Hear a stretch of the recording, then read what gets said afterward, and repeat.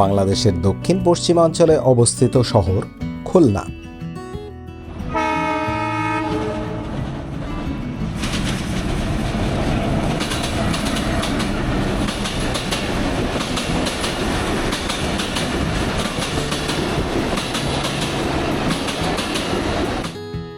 পদ্মা নদীর তীরে অন্যতম প্রাচীন ও ঐতিহ্যবাহী মহানগরী রাজশাহী।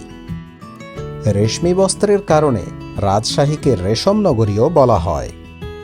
উল্লেখযোগ্য শিক্ষা প্রতিষ্ঠানের মধ্যে বাংলাদেশের দ্বিতীয় বৃহত্তম বিশ্ববিদ্যালয় রাজশাহী বিশ্ববিদ্যালয় ও রাজশাহী কলেজ এই শহরে অবস্থিত।